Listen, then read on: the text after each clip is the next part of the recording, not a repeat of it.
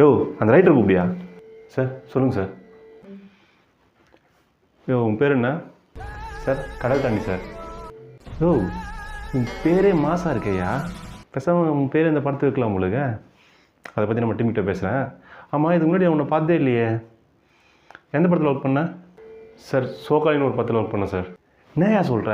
சோகாலின்னு ஒரு படம் தேட்டர்லேயே வரலையா? சார் அது ஷார்ட் ஃபிலிமு, யூடியூப்பில் தான் சார் ரிலீஸ் ஆச்சு. யோ என்னையா ஷார்ட் ஃபிலிம் வேலை சைடெலாம் கூப்பிட்டு வந்துக்கிறேன். அது 500 கோடி பட்ஜெட் இருக்குல்ல? சார் 500 கோடி ரூபா பட்ஜெட்டு, அதில் 300 கோடி ரூபாய் ஹீரோக்கு சம்பளம், 100 கோடி ரூபா ஐட்டம் சாங் மட்டும் சுமந்தா கொடுக்கணும் சார்.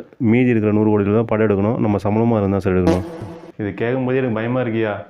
யோ சீனி நான் சொல்கிறேன், அதை கேட்டுட்டு ஒரு மாதம் ஒரு டைலாக் எழுதிடுவோம் சரியா?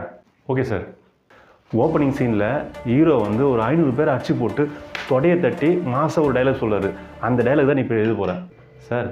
சிறப்பாக பண்ணிடலாம் சார். யோ அதுக்குள்ளே எழுதிருக்கியா? குடியா? சலா சலா சல சலா அண்ணன் ஒரு மெர்சலா. யோ என்ன டைலாக் இது? மாசம் இதை சொன்னால் தமாசா இதுன்னு இருக்கேன்.